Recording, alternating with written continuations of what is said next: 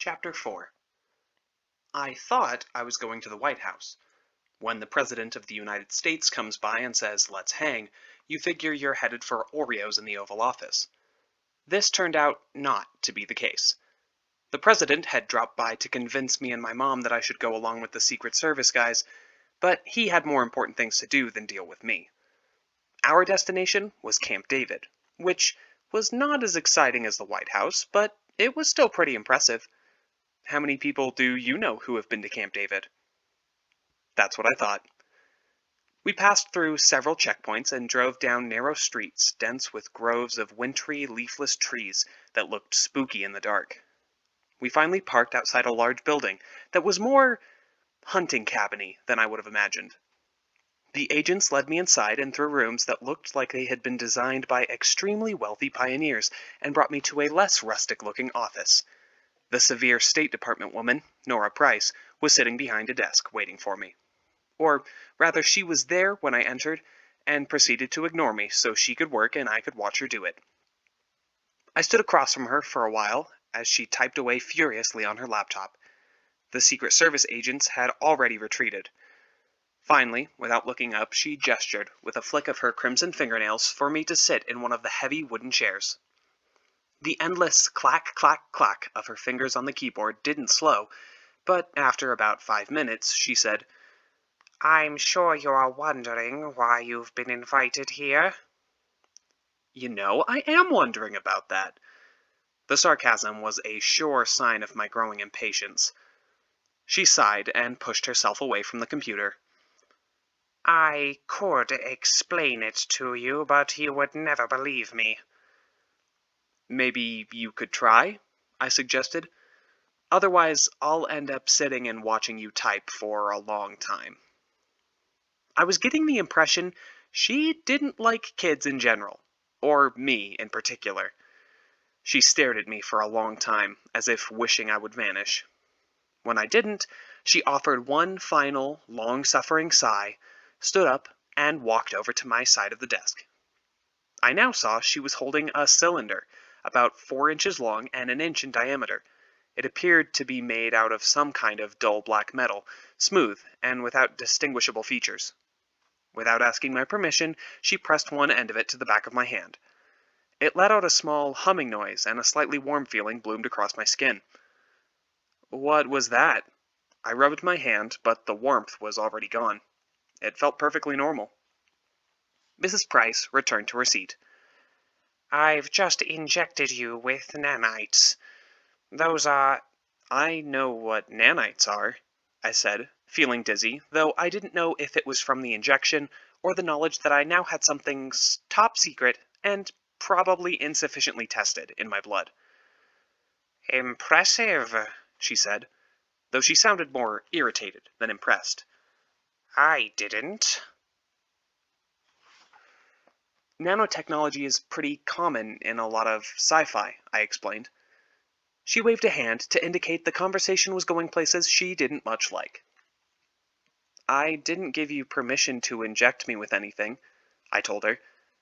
"I didn't see my mother sign a consent form." She pressed her lips together.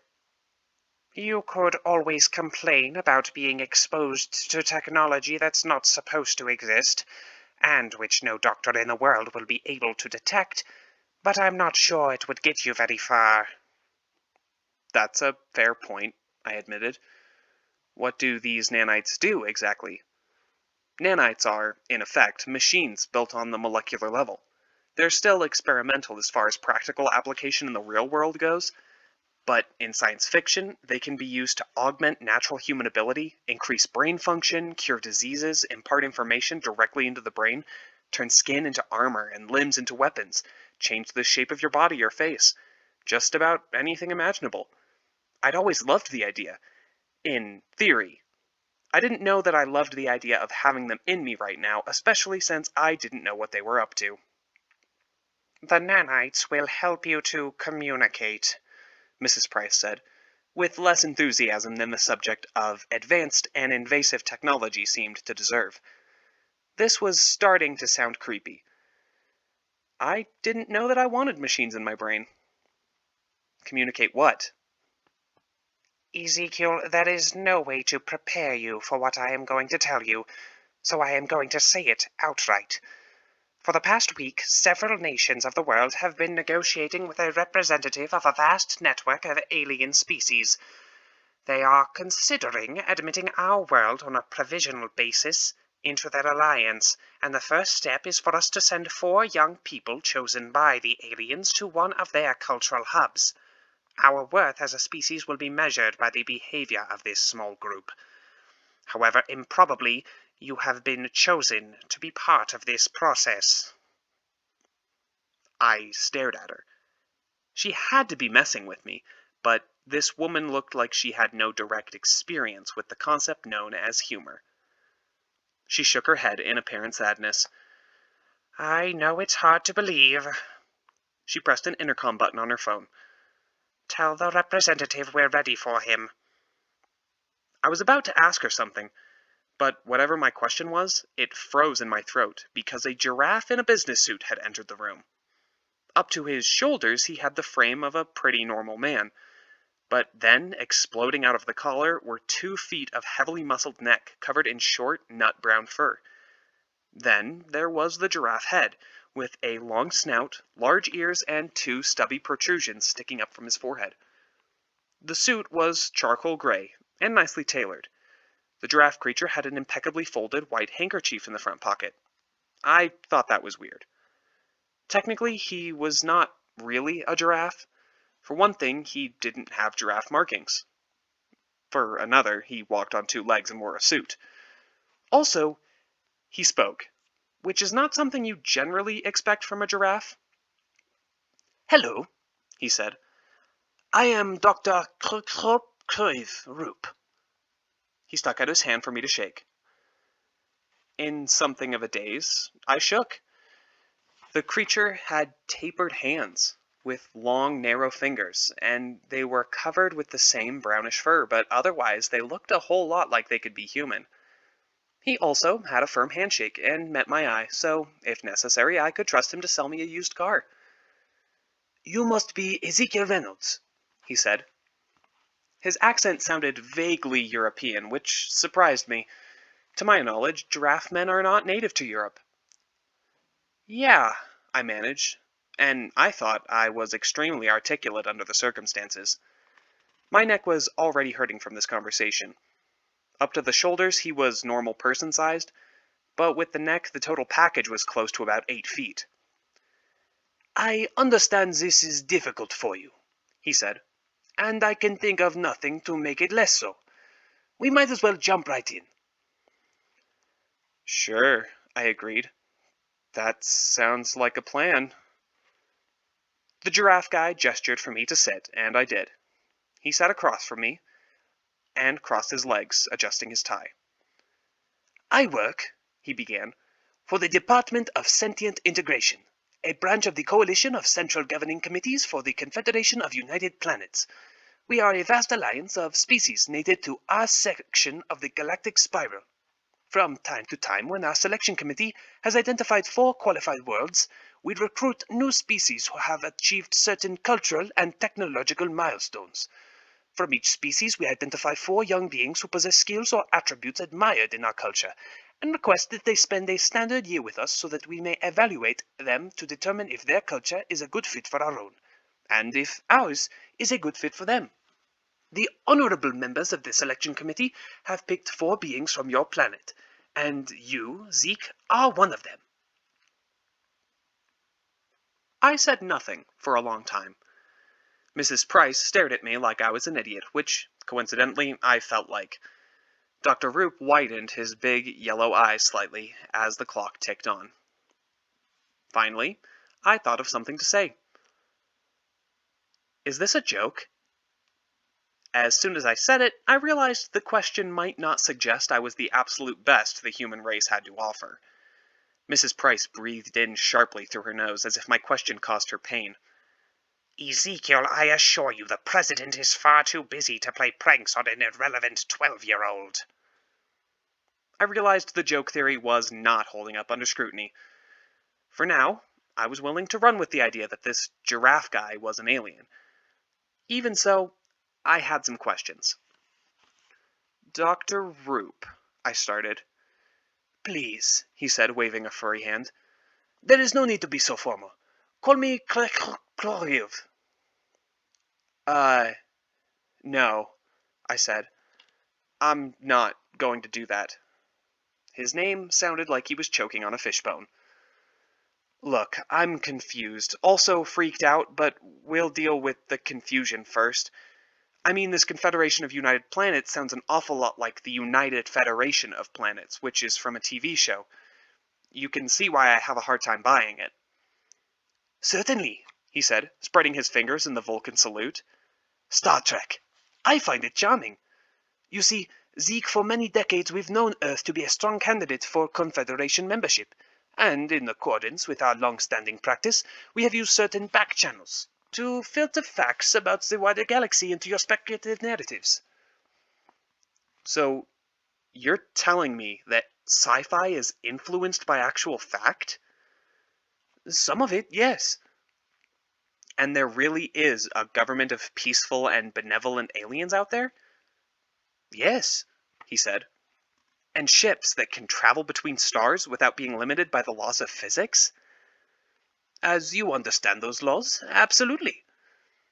And we're talking. Your mouth doesn't really seem suited to make words in our language, so there must be some kind of universal translator. Mrs. Price injected you with the appropriate nanites before our meeting. They are able to process and interpret virtually any language, spoken or written, and in most cases do so instantaneously. Then why do you sound like you have a French accent? Dutch, Mrs. Price said. He sounds Dutch. On occasion, the translator will find analogues from your own linguistic experience to help convey certain cultural inflections. But it looks like you're speaking English, I said. I could read your lips. It's an illusion, created by the nanites. Otherwise, the discontinuity between a being's words and its movements might prove jarring.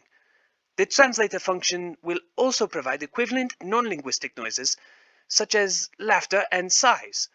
Body language you will have to work out on your own. Wow, okay. You may also, on occasion, detect a slight delay in the translation when the system attempts to find a familiar equivalent in your language and then opts instead to provide explanatory wording.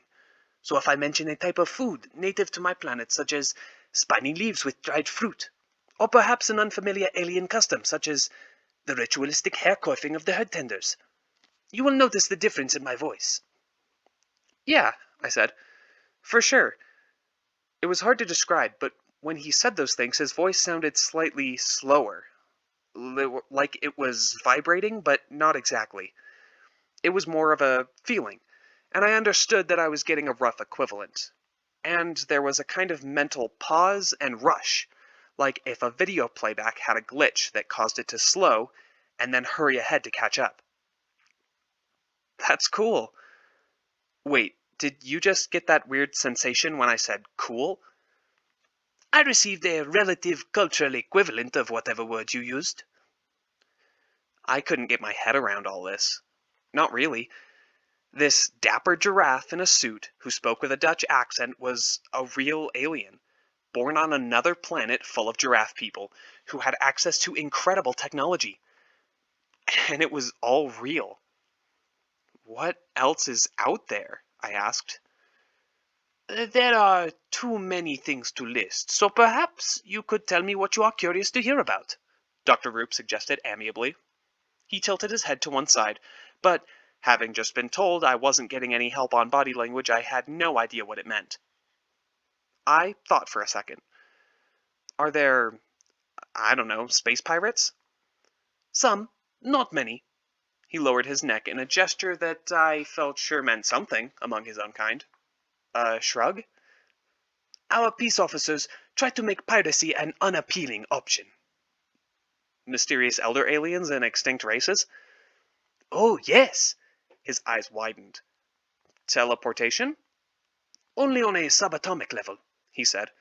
Much of the defense technology we possess depends on what amounts to, for all practical purposes, quantum-level teleportation. The process can be done on a larger scale, but requires vast amounts of energy, and the only way to teleport a living being is to destroy it and recreate an identical facsimile. Most beings choose not to experiment with the process. Yeah, I can see why. How about time travel? He cocked his head slightly. I am not at liberty to discuss that subject. That was a yes, I decided. Can I transfer my consciousness into an avatar? It can be done, he said, but the side effects include shortness of breath and explosive diarrhea. It's much easier to simply reshape your existing body. What about the Force and Jedi powers? Are they real? No, Dr. Roop said. That would be silly. Here was the deal as the giraffe guy explained it. Along with the other 3 humans and representatives from 3 other species, I would go visit the Confederation of United Planets, and there we would be evaluated, though he was vague about the details. If, after a standard year, only a few days shorter than an Earth year, a species was deemed worthy, the Confederation would initiate the first phase of integration. We would be given incredible new technology that would help us eliminate pollution, hunger, disease, and want. Dr. Roop has assured me the nations of Earth would maintain their local sovereignty, Mrs. Price assured me. In case you were worried about that. I couldn't imagine why she thought I would care, but still, good to know. How you order your local affairs is of little interest to the Confederation, Dr. Roop said, as long as the various countries of your world demonstrate the values and behaviors we consider commensurate with our standards. We will give you the means to create a just and fair world, and if you are able to take advantage of what you are given, then you can advance to full participation in the Confederation. Eventually, you will be provided with the technology for interstellar travel. Given how ready many people are to abuse power, justice and fairness seemed like a tall order. And if we fail to achieve justice and equality? I asked. What then? Then nothing, said the giraffe man. We shall leave you alone, and come back and check in a few decades to see if you've worked out your problems. There's no downside to participating. You can only benefit. This end to disease you mentioned, I said. Is that for real? Oh, yes, Dr. Roop said.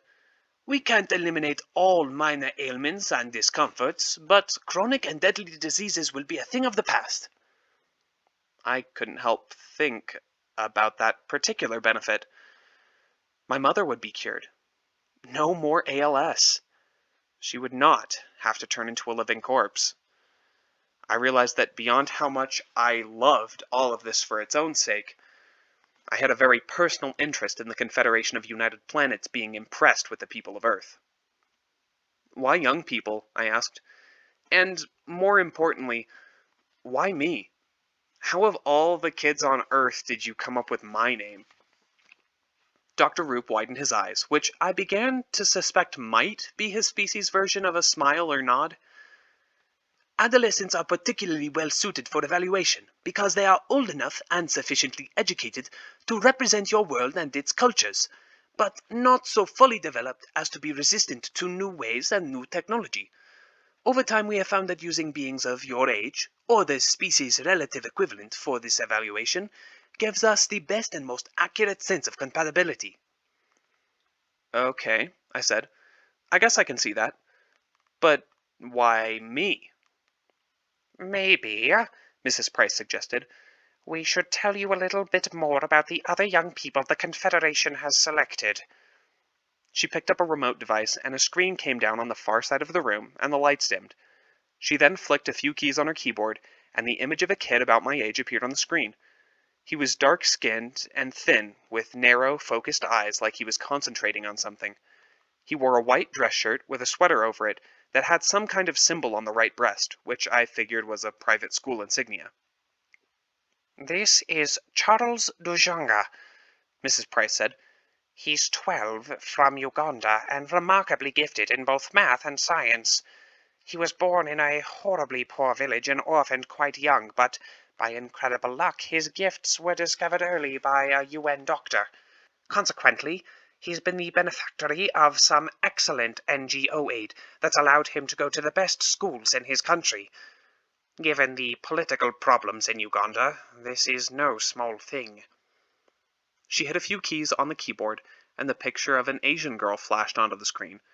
She wore a martial arts uniform and had her legs firmly planted, her arms up as if ready to block a punch. It was clearly an action photo, and the girl's short hair was pointed upward as though she had just landed after jumping. "This is Park Mi-sun. Despite her youth, she is the reigning female Taekwondo champion in South Korea." "We are not a belligerent society," Dr. Roop explained, "but we respect the grace and discipline to be found in martial arts from many species and their cultures. Also, we are fond of Jackie Chan films." I nodded appreciatively. "I just saw Super Cop." "That's a good one," Dr. Roop agreed. Mrs. Price sighed and clicked. The image of another girl came onto the screen.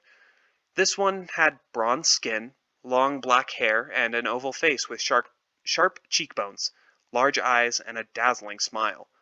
Her clothes suggested she was from India or Pakistan, or somewhere in that part of the world. "And finally, this is Nayana Jalawat, from Yalanda, India. You may already know her name." On the other hand, I might not. Sorry.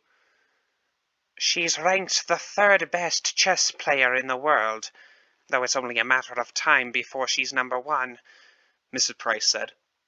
"Are you sure you haven't heard of her? There was a lot of coverage in the media last year when she shot up the ranks after beating Magnus Carlsen." I shrugged. I got an Xbox last year, so I was sort of distracted. Miss Price clicked her remote, and the screen rose, and the lights came back up. "And there you have it," she said. "If you agree to go, those are going to be the only human beings you'll have contact with for the coming year. Besides me, that is." A normal person would have smiled after saying this. Mrs. Price tapped her nails on her desk. I, meanwhile, was considering the implications of what I had learned. That sinking feeling in my gut was all too familiar. Normally, I'd swallow my pride and keep my head down, but that didn't seem like an option here. I had to say what was on my mind. "Those guys are really impressive," I said.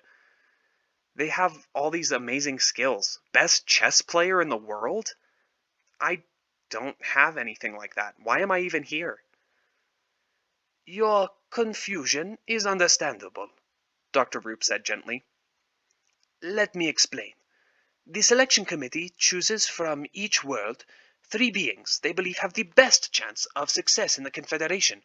However, we do not want to bias the process by selecting only particular representatives who match our ideals, since it is never wise to evaluate a species based only on extraordinary individuals.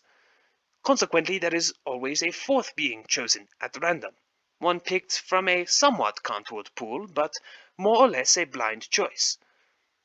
"Somewhat contoured?" I said. "What does that mean?"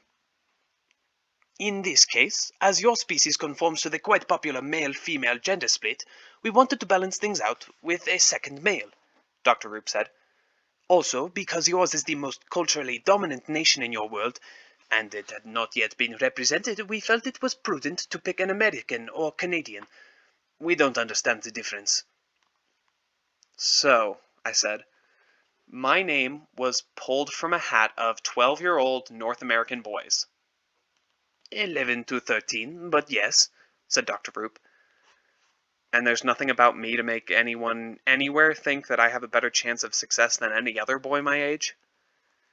"Initially, yes," Mrs. Price said, looking at me through narrowed eyes, as if to suggest she had been steadily revising her estimation downwards. "And this healing technology you mentioned," I said. "What if I make helping my mother a condition of my going?" Mrs. Price rolled her eyes. "That again?" "I wish I could offer such an incentive," Dr. Roop said. "Were it my choice, I would happily provide your mother with the aid she needs. But our laws preclude any technological or medical assistance to species that have not gone through the evaluation." I didn't think there was much to be gained by asking him to violate the Prime Directive. I knew what I had to do, so I stood up and looked at both of them. "I am really flattered," I said. "I can't believe what I've learned here, and this is, without a doubt, the most incredible day of my life. But I'm gonna have to take a pass." "What?" cried Mrs. Price. "Sit down." "Sorry," I said. "I'm out. Can someone drive me home?"